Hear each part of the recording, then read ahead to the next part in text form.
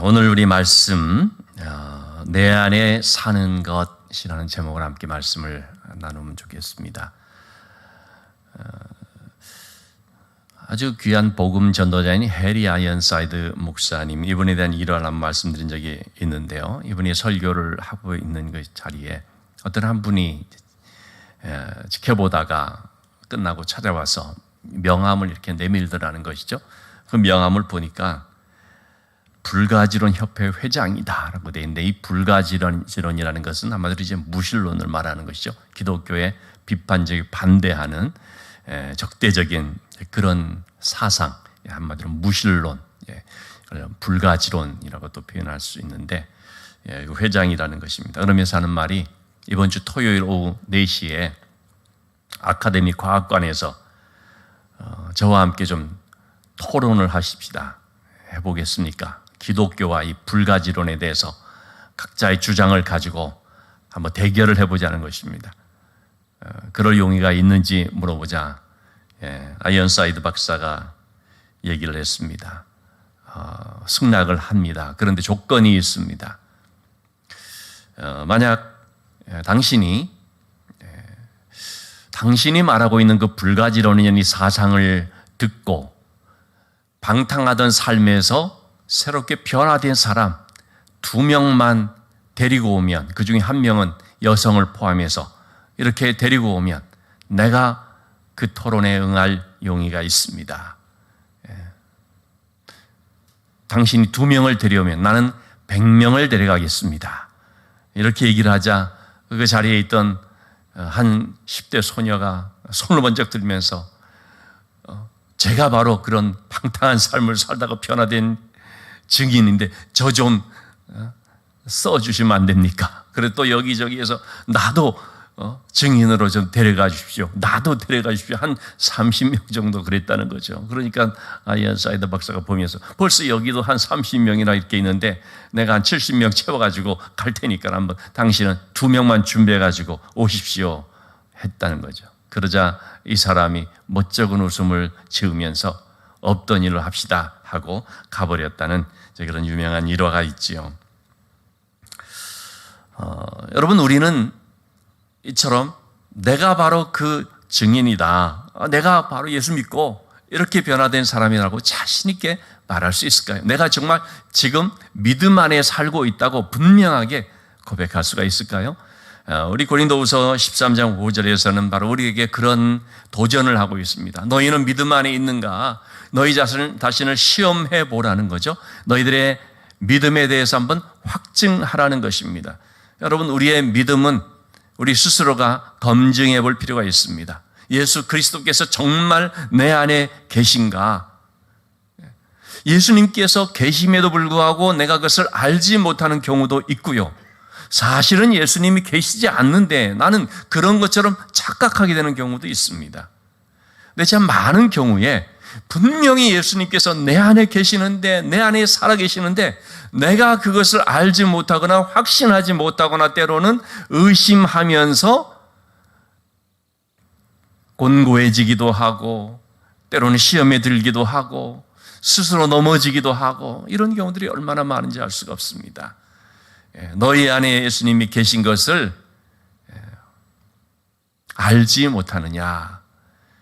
너희 스스로 너희 믿음에 대해서 한번 확증해 봐라는 이 말씀 우리가 참 기억해 볼 필요가 있습니다. 오늘 본문의 말씀이 바로 그 내용을 얘기하는 것이라고 하겠죠. 자, 우리 지난 시간에 16절의 말씀을 살펴봤습니다. 너무나 중요한 구절이죠.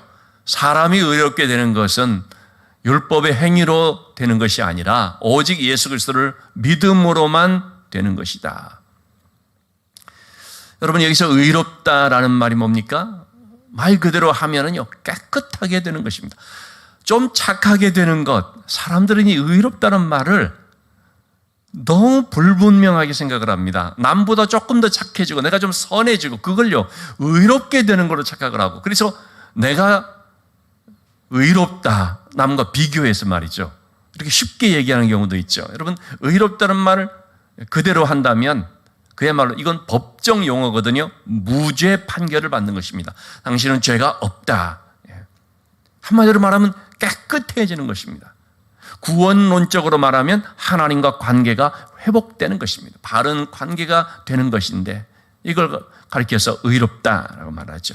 그럼 법정에서 당신은 죄가 없다 이러한 판정을 받으려면 아마 두 가지 방법이 있을 것 같습니다. 첫째는 정말 죄가 없어야 됩니다. 법정에서 이 사람 이제 그냥 무죄 방면 이렇게 되려면 진짜 털어도 먼지 하나 나지 않는 완벽하게 깨끗한 한 톨의 죄도 없다 이렇게 판정받아야 되는데 그런 사람이 있습니까? 소위 우리가 말하잖아요. 털어서 먼지 안 나는 사람이 어디 있냐고. 그럴 수 있는 사람이 아무도 없습니다. 성경에서도 말하는 것처럼 모든 사람이 다 죄를 범하여서 의인은 없나니 한 명도 없고, 의인이 없다라는 말이 뭡니까? 다 죄를 지었다는 말이죠. 그러니까 우리가 법정에서 무죄 판정 받을 가능성은 전혀 없죠. 그런데 법정에서 무죄를 받으려면 또 한 가지 방법이 있습니다. 그게 뭡니까? 내 죄의 값을 다 지불하면 됩니다. 내가 감당해야 될 그 죄값을 지불하면 그럼 석방이 되는 거죠. 그리고 거기에 대해서는 일사부재의 원칙이라 그래서 다시는 묻지 않게 됩니다. 왜? 그 문제는 끝났으니까요. 자, 그래서 우리가 무죄가 되려면 오직 한 가지 방법밖에 없는데 죄값을 지불해야 된다는 거죠. 그러나 여러분, 내 죄값이 뭡니까? 그 죽음입니다. 죽음이라는 죄의 값을 지불하려고 해도 지불할 수 있는 사람이 아무도 없는 거죠. 왜냐하면 생명은 단 하나밖에 없으니까. 지불하면 끝나버리니까. 그래서 우리의 죄의 값을 지불하시기 위해서는 누군가가 우리를 대신해서 이 죄의 값을 지불해야만 되는 것이죠. 바로 그것이 예수 그리스도의 십자가이죠. 죄 없으신 그분이 누가 내 죄를 대신하겠다 할지라도요, 그 사람이 죄인이면 자격이 없습니다. 왜? 자기 죄가 있는데요. 죄의 값을 대신 지불할 수 있는 자격을 갖춘 사람은 죄 없어야만 되는데, 죄 없는 분이 누구냔 말이죠. 아무도 없으니까 오직 하나님의 아들 예수 그리스도, 흠 없는 죄 없으신 그분만이 우리의 죄의 값을 대신 지불해 줄 수 있는 거죠. 그래서 그분이 모든 우리의 죄를 다 담당해 주시면 이걸 대속이라고 하죠. 대신 지불해 주고 대신 속량해 줬다는 말이죠. 그래서 그 예수 그리스도의 대속의 사역을, 우리가 구원의 그 대속 사역을 믿으면 우리는 모든 죄의 값이 다 지불되었기 때문에 무죄하다, 즉 의롭다 여김을 받게 되는 거죠. 자, 그것을 우리가 지난 시간에 살펴본 것입니다. 자, 그런 점에 있어서 여러분, 우리는 오직 예수 그리스도의 이 대속을 믿음으로만 의롭게 됩니다. 그런 점에서 결국 율법은 복음이 아니라고 할 수 있습니다. 율법은 우리를 깨끗게 할 수가 없기 때문에, 또 우리가 율법을 다 지킬 수도 없기 때문에 율법은 우리에게 복음이 되지를 못합니다. 덧붙여서 여러분, 소위 긍정이라고 하는 긍정의 힘, 긍정적 사고, 여러분, 긍정도 복음이 아닙니다. 복음은 뭡니까? 회개가 복음입니다. 다시 말하면 우리가 예수 그리스도의 복음을 영접하지 않습니까? 그러면 율법적이 되느냐? 노인 거죠. 복음을 영접해서 율법적이 되면은 그는 복음을 영접한 게 아니죠, 사실. 복음을 영접을 해서 긍정적이 됐다. 그것도 복음을 바르게 알고 영접한 것이 아닙니다. 복음을 영접했는데 변화가 됐다. 바로 그것이 회개의 복음을 영접한 열매라고 할 수 있습니다. 오늘날에 이 복음이라는 것이 너무 많이 오염이 되다 보니까 정말 우리는 정신 똑바로 차리고 성경적 복음이 무엇인지를 잘 알 필요가 있습니다. 이단에서도 그렇고, 왜냐하면 다 성경을 보거든요. 여러분, 신천지가 성경을 가지고 얘기를 하고요, 또 어머니 하나님을 믿는다는 하나님의 교회라는 성경을 가지고 얘기를 합니다. 물론 몰몬교 같은 데는 몰몬경이라는 걸 따로 가지고 있지만 대부분의 모든 이단들, 여호와의 증인도 그렇고 성경을 가지고 얘기하는데 사실은 똑같은 성경을 가지고 말하지만 문제가 뭡니까? 그들의 성경은 너무나 많이 오염되고 각색되고 이 성경을 가지고 얘기를 한다고 하는데 내용이 다른 그런 점이 있어서 우리가 성경을 말한다고 할지라도 복음이라고 말하면서 접근한다 할지라도 잘 봐야 되는 것이죠. 어떤 경우에는 보면 너무나 율법적이고 어떤 경우에는 오염된 복음이고 회개의 복음이 아니라 그냥 잘 될 겁니다라고 긍정을 말하는 소위 긍정의 복음으로서 접근하는 굉장히 듣기도 좋죠. 부담도 없죠. 그러나 그것이 사람을 변화시키느냐? 여러분 아무리 긍정을 말해 보십시오. 변화됩니까? 그냥 이대로의 삶을 쭉 누리기를 원하지 삶이 바뀌기를 원하는 것이 아니죠. 진짜 복음은요, 회개의 복음입니다. 그것이 바로 사람을 변화시키고 삶을 바꿔놓는 거죠. 자, 그런데요, 17절의 말씀을 한번 보시면요. 만일 우리가 그리스도 안에서 의롭게 되려 하다가 예수 그리스도를 믿음으로 내가 하나님 앞에 의롭다고 여김을 받았지 않습니까? 그런데 그런 믿음의 고백을 하는 사람이라 할지라도 어떻습니까? 참 부족해서 죄 짓는 삶이 있다는 것입니다. 그렇게 죄인으로 드러나면 그리스도께서 죄를 짓게 하는 것이냐? 이렇게 지금 질문할 수가 있습니다. 예수 믿으면서 율법이 없이 예수만 믿는다고 하니까 그러니까 너무 쉽게 율법을 범하고 은혜라고 하는 것을 너무 그냥 값싸게 생각을 해서 다 용서받으니까 난 괜찮아 하면서 쉽게 죄를 짓는다거나 사실 이런 면이 있을 수도 있지요. 구원파와 같이 구원에 대한 이해를 잘못하게 될 때 그리고 회개에 대해서 생각하지 않을 때 너무 죄에 대해서 면죄부를 줘버리는 그런 면이 없잖아 있죠. 이제 그런 걸 가지고 이렇게 또 지적을 하는 것입니다. 그럼 예수께서 너희라고는 죄 짓게 만들어 버리는 것이냐라는 것이죠. 여러분 예수님께서는 우리에게 이제 죄 지어도 좋다. 모든 것 다 용서했으니까 너희들이 짓는 죄는 이제 아무것도 죄가 안 되니까 그냥 마음 놓고 살아라라고 그래서 우리를 구원하셨습니까? 그리고 그렇게 말씀하십니까? 그렇지 않습니다. 그렇죠? 근데 그런 부분들을 얘기를 하는 것입니다. 특히 유대인들이 예수 그리스도를 믿는다고 하면서 그러면서 너희들이 오히려 위선적이 되는 것이 아니냐 이렇게 얘기를 하게 되는 거죠. 자, 그런 점에 있어서 유대인들이 뭐라고 하느냐면 봐라. 그러니까 십자가만 가지고 되지를 않지 않느냐. 그러니까 역시 율법이 필요해. 구관이 명관이야.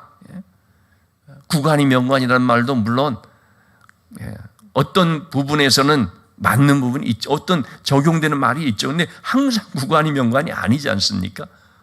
근데 역시 구관이 명관이야. 신약보다 구약이야. 십자가보다 그 믿음보다 율법이야. 이렇게 얘기를 할 수 있다는 것입니다. 그러면서 십자가로는 한계가 있으니까 반드시 율법도 같이 지켜야 된다. 우리도 예수 믿고 십자가를 의지한다고 하지만 그러나 율법에 있는 모든 그런 내용들을 지킬 때 구원이 완성된다 하는 이런 얘기를 하게 될 때에 그러면 거기에 또 많은 사람들이 솔깃해서 또는 미혹이 돼서 넘어가더라는 것입니다. 여러분 그렇게 된다면 십자가로는 한계가 있어서 율법을 지켜야 된다. 역시 그래도 율법을 지켜야 된다라고 말하게 된다면 여러분 예수님이 왜 십자가를 지셔야 했습니까? 오늘 21절에도 그런 말씀을 하고 있는데 그리스도께서 헛되이 죽으셨느니라. 율법을 지켜야 된다고 한다면 예수님의 그 죽으심은 헛된 것이 아니냐라는 얘기가 나올 수밖에 없는 것이죠. 자, 그런데 여러분 우리는 다시는 율법으로 들어갈 수가 없는 것입니다. 18절의 말씀에서 뭐라고 말하고 있습니까?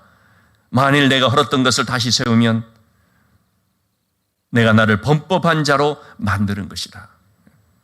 지금 베드로의 사건이 좀 있었지 않습니까? 분명히 자신은 하나님의 말씀을 들었고 심지어는 많은 유대인들에게 내가 이방인들하고 식사하게 된 것은 바로 하나님께서 나를 고넬료의 집으로 보내서 그 고넬료 이방인들과 같이 하나님의 말씀을 나눌 수 있도록 하나님께서 인도하셨고, 또 그리고 그들에게 말씀을 전할 때 성령이 임하심으로 하나님께서 이들을 다 받으셨다는 사실을 내가 깨달았기 때문이다. 그래서 하나님께서는 유대인이든 이방인이든 누구든지 간에 하나님을 전심으로 경외하는 사람은 다 받으신다는 사실을 내가 알게 되었다라고 그렇게 얘기를 했지 않습니까? 아니, 그랬던 베드로인데 말이죠, 안디옥에 와가지고 어떻게 돼버렸습니까? 그 이방인들하고 같이 식사하다가 유대에서 내려왔다는 그 할례주의자들이 오게 되니까 그만 이방인들과의 식사를 중단해버리고 마치 자기가 잘못한 사람인 것처럼 그렇게 잘못한 것을 들킨 것처럼 그렇게 좀 슬그머니 물러가 버렸으니, 이게 지금 읽은 18절의 말씀인 것처럼요, 내가 헐었던 것을 다시 세우는 셈이 되어버리지 않냐는 것이죠.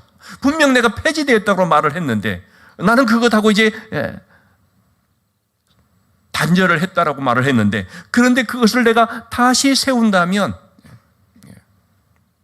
이방인들과 식사하는 것 아무 상관없다라고 해놓고 이방인들과 식사하는 것을 마치 뭔가 잘못된 사람처럼 이렇게 보여져 버린다면 그것은 내가 나를 범법한 자로 만드는 것이 아니냐, 지금 그 얘기를 해주고 있는 것이죠.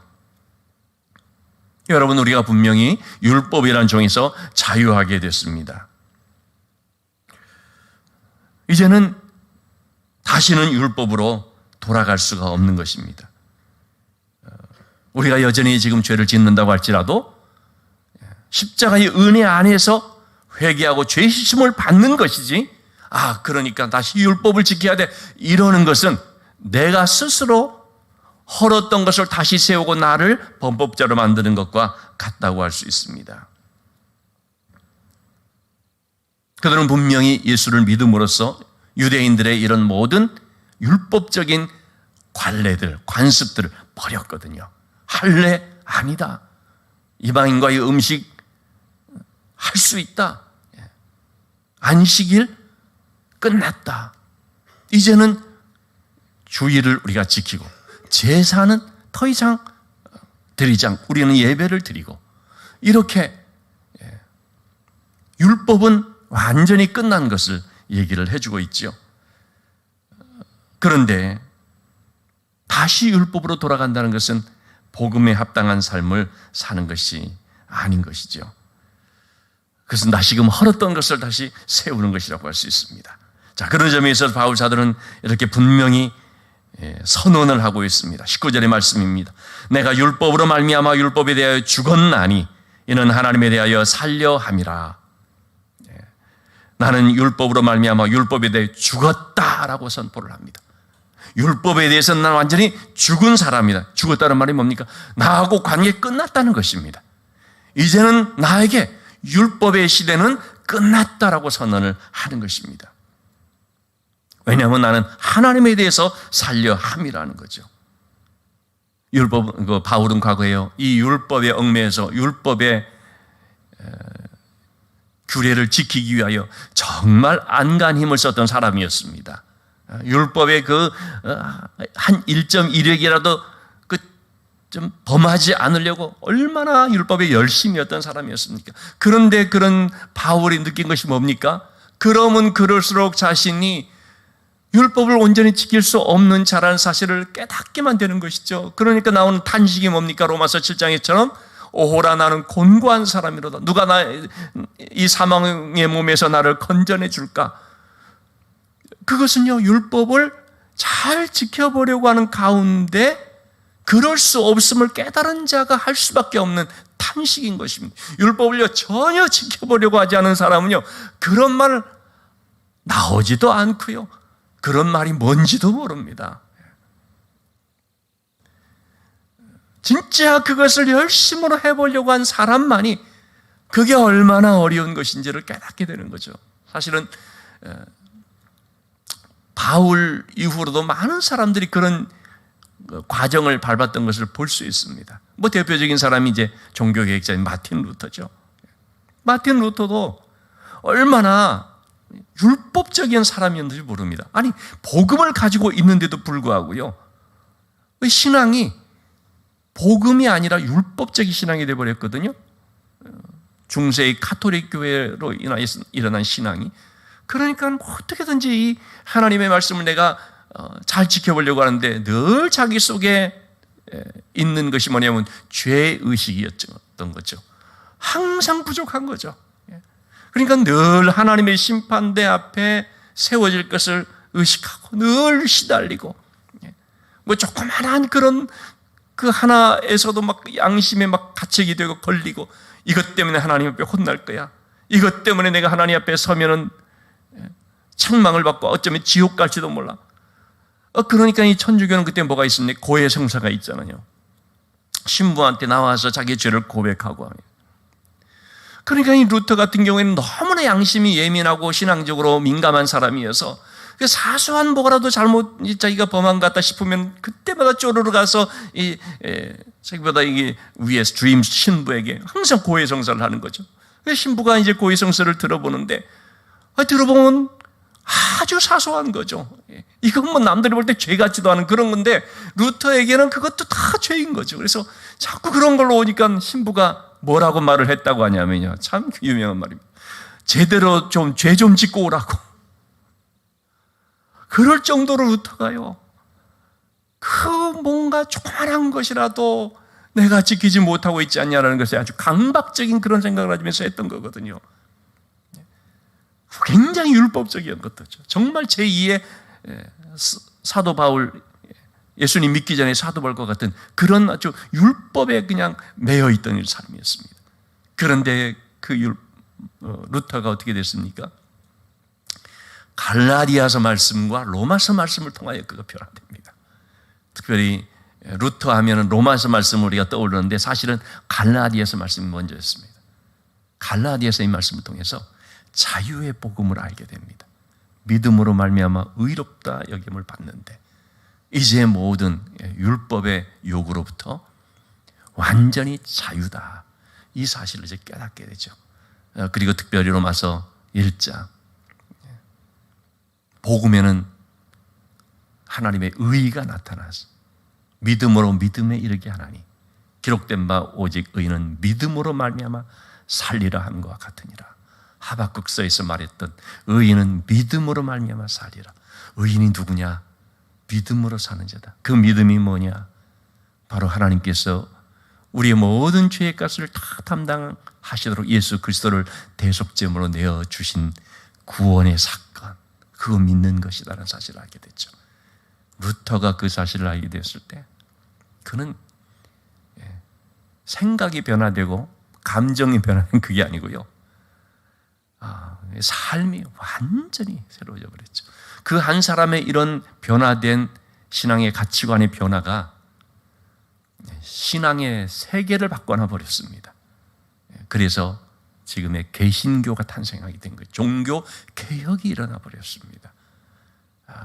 이렇게 영적으로 민감했던 한 사람에 의해서 바로 믿음으로 의롭게 되는 것이 무엇인가 하는 이 말씀이 쫙 퍼지게 된 것입니다. 물론 그때 당시에 인쇄술이 이제 발명이 되면서 루터가 말한 그 모든 것들이 기록이 되고 활자화돼서 퍼지게 되므로 전 유럽을 뒤집어 놓기는 했지만, 물론 그것도 다 하나님의 섭리죠. 바로 거기에는 이제 나는 율법에 대해서 죽었다고 하는 이 놀라운 말씀을 발견한 바로 그것이 있었기 때문입니다. 여러분, 율법에 대해서 죽었다는 건 뭡니까? 더 이상 율법에 간섭을 받지 않는다는 것입니다. 율법하고는요 완전히 이혼을 해버렸습니다. 그리고 하나님 안에서 내가 살려 함이다 한 것처럼 재혼과 같이 되어버린 것입니다. 새로운 삶으로 시작된 것입니다. 요즘 보니까 연예계 뉴스로 선우은숙 씨가 재혼한다고 해서 제가 기사도 보고 방송 나오는 것들 이렇게 봤는데, 새롭게 이제 참 새로운 사람을 만나서 60대 나이에 재혼을 하는 것이 이제 소개가 된. 제가 이제 참 주목한 것은 두 사람이 신앙 안에서 만남이 이루어지니까 그 신앙 안에서 참 그러니까 신앙이 맞고 신앙으로 서로 격려가 되고 호감이 되고 그러니까 뭐 만난 지 얼마 안 돼서 신뢰가 싹트고 그래서 참 재혼하기가 참 어렵다 싶을 그런 나이임에도 불구하고 너무나 이렇게 잘 되어졌다는 걸 들었습니다. 정말 여러분, 우리가 신앙 없을 때 그런 율법적인 삶과 신앙 안에서의 그런 삶이라는 것은 완전히 다릅니다. 부부가 되어도 신앙 안에서 하나가 되고 서로의 그 신앙을 통해서 너무도 사랑스럽고 막 신뢰가 되고 그러면 제가 얼마나 행복하고 얼마나 기쁘고 감사한 일입니까? 그처럼 우리가 율법이라는 것하고는 완전히 이제는 관계가 끝나버리고 더 이상 무슨 거기에 터치받을 일도 없고요.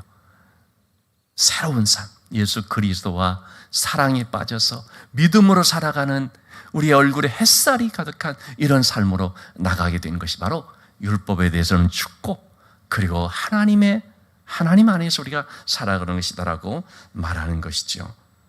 그전에는 우리가 율법이라는 것에 얽매여 있었고 또 어떤 죄의식 같은 것으로 우리를 억누르고 있었던 그런 율법이었는데 그 율법과 헤어지고 우리를 자유케 하고 우리를 그리스도 예수 안에 있는 은혜를 발견케 해서 기쁨으로 살아갈 수 있도록 해주신 하나님 안에서의 삶이 되어졌다는 것, 얼마나 놀라운 것인지. 그걸 말해주는 것이 뭡니까? 20절 갈라디아서 2장 20절의 말씀입니다. 이 갈라디아서 2장 20절 말씀은 너무도 유명한 말씀이고 저는 아마 중학교 때로 기억되는 것 같아요. 내비게이터 그 성경 공부를 하면서 이 내비게이터 성경 공부는요, 성경 구절을 많이 외우는 그런 이제 훈련을 통해서 합니다. 이 갈라디아서 2장 20절을 그때 외운 기억이 있습니다. 그때 달달 외우면서 그러면서 이제 참 이 말씀이 얼마나 중요한 말씀인지 그때만 하더라도 조금 확실하게 알지는 못했지만 그러나 이 말씀을 그냥 이렇게 외우면서 외우라고 하니까 외웠지만 그러면서 이것이 참 마음에 새겨진 지금까지도 계속 구절이 그대로 늘 그냥 입에서 나오는 그런 구절이 됐는데 여러분 이 말씀을 한번 잘 보시면 세 가지의 내용을 말해주고 있습니다. 첫째는 우리가 그리스도와 함께 십자가에 못 박혔다는 것입니다. 예수님의 십자가가 뭐냐? 그건 내가 함께 못 박힌 십자가라는 것입니다. 우리는 이 사실을 믿어야 됩니다. 예수님이 죽으실 때 그냥 예수님이 죽은 것이 아니라 거기에 내가 함께 못 박혔다는 것입니다. 두 번째는 뭡니까? 예수님의 그 죽으심은 바로 나의 죽음이라는 것입니다. 내가 죽었다라는 것입니다. 예수님이 십자가에 못 박힐 때 예수님만 죽은 것이 아니라 내가 죽었다는 것입니다.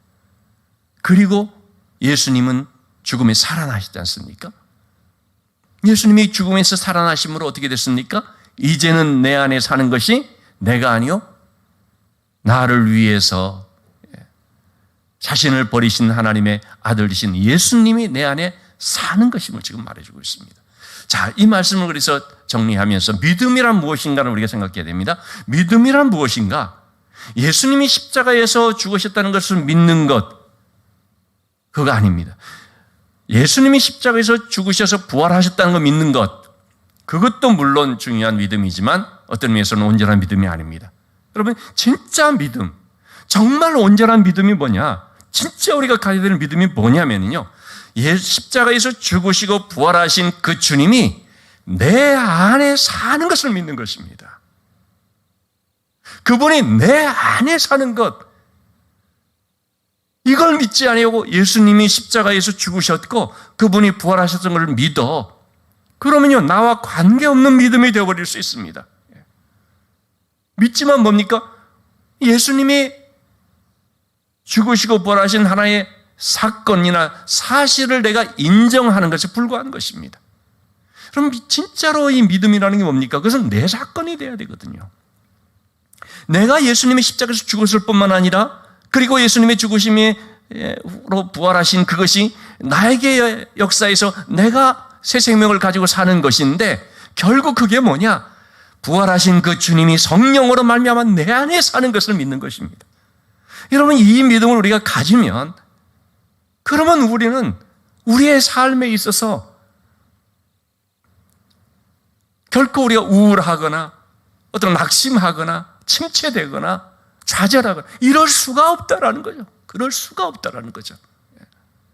그러니까 아까 우리 고린도후서 13장 5절의 말씀을 살펴본 것처럼 너희 안에 이 믿음이 있는지를 한번 확증하라는 거죠.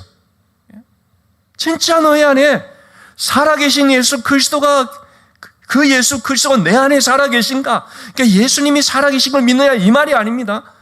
그 예수님이 내 안에 살아계신 것을 믿느냐라는 거죠. 내 안에 살아계신 걸 믿는다면 그렇게 살 수 있냐는 거죠.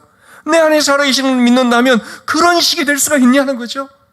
어떻게 여전히 죄 가운데 있을 수가 있고 그 예수님이 내 안에 살아계시다면 어떻게 그렇게 침체된 가운데 있을 수가 있고 그 예수님이 내 안에 살아계시다면 마치 돌아가신 예수님을 믿는 것처럼 그렇게 믿을 수가 있는가? 그러니까 제가 루터에 대한 얘기를 했습니다만 그 루터의 유명한 일화가 있는 거 아닙니까? 너무나 종교개혁으로 인하여서 정말 이 죽을 상에 대해서 침체된 가운데 무거운 몸을 입고 집으로 돌아오게 되니까 며칠 그런 모습을 보게 되니까 그 아내인 폰 보라라고 하는 루터의 아내가 상복을 입고 등장을 해서 그래서 루터를 깜짝 놀라게 해서 누가 돌아가셨냐고 했더니 하나님이 돌아가셨다고.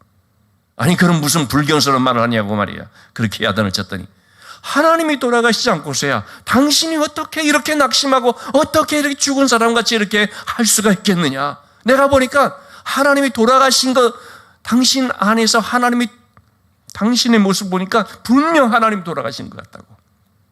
그러니까 루터가 정신을 번쩍 들었다고 하죠. 여러분 그래서 우리가 이 갈라디아서 2장 20절의 말씀을 좋은 말씀 그래 나는 죽고 예수로 사는 말씀 그런 식으로 그냥 간단하게 지나갈 문제가 아니라는 거죠. 이 말씀은 우리의 신앙생활에서 굉장히 우리의 삶의 실제를 말해주는 아주 중요한 진짜 우리가 고민하면서 우리 자신을 살펴봐야 되는 그런 아주 핵심적인 복음의 말씀이라는 것입니다. 진짜 내 안에 예수 그리스도가 살아계신가? 나는 죽었는가? 우린 죽었거든요. 여기서 죽었다는 말이 뭡니까? 옛 자아입니다.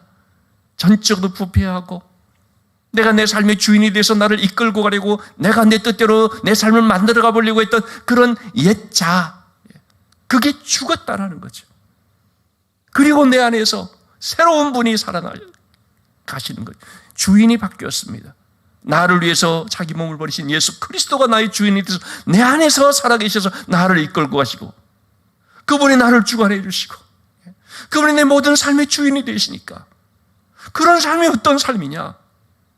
거룩한 삶이 될 수밖에 없고 율법의 하나님 사랑, 이웃 사랑의 이 열매를 맺으면서 살아갈 수밖에 없고 그 어떤 어려움을 만나도 바울이 고백한 것처럼 질그릇 같은 나이지만 내 안에 예수 그리스도가 보배에 되신 예수 그리스도 살아계시니까 사방으로 애워싸임을 당하여도 쌓이지 아니하며 답답한 일을 만나도 낙심하지 아니하며 거꾸로 들임을 당하여도 망하지 아니하고 여러분 이게 뭡니까? 내 안에 예수 그리스도가 살아계신 삶인 거죠. 그래서 우리는 이 갈라디아서 2장 20절의 말씀이 하나의 암송 구절, 구호로만 끝나는 것이 아니라 진짜 내 삶이 되어야 하겠다는 것입니다. 내 안에 과연 예수 그리스도가 살아계시는가? 진짜 그분이 내 삶의 주인이 되고 있는가? 그렇다면 이렇게 살면 안 되는 것이다. 이 점을 우리는 다시 한번 자각하면서 우리 스스로를 점검해 보며 어떤 힘든을 만날 때도 어떤 두려운 일을 만날 때도 어떤 심각한 문제 앞에 서 있을 때도 우리는 내 안에 예수 그리스도가 살아계신가 이것을 묻고 그런 믿음을 가진 내 안에 예수 그리스도가 살아계심을 믿는 사람으로서 그 모든 것에 대처해 나갈 수 있게 되기를 주님의 이름으로 축원합니다. 전에는 내 이름으로 나갔습니다. 그러나 바뀌어졌습니다. 아이디라는 것이 있지 않습니까? 컴퓨터에 접속을 하려면 나를 인식하게 하는 그런 부호라든지 숫자라든지 그런 기호라든지 있지 않습니까? 그게 아이디지 않습니까? 그 아이디가 뭡니까? 이제는 우리가 예수 그리스도입니다. 모든 문제를 놓고서 하나님께로 접속하는 아이디는요, 예수 그리스도입니다. 그 예수 그리스도는 아이디를 가지고 우리가 나갈 때에 하나님의 기도를 들어주시고 하나님의 그 문제에 응답해 주시고 그 예수 그리스도의 이름의 능력으로서 해결해 주시는 역사가 있는 것이죠. 내가 아니라 예수 그리스도다. 내 안에 내가 사는 것이 아니라 예수 그리스도가 사신다. 여러분, 이 믿음으로 우리의 삶이 하나님 앞에서 정말 참 이 햇빛보다 더 밝은 그런 삶이 이루어질 수 있게 되기를 주님의 이름으로 축원합니다.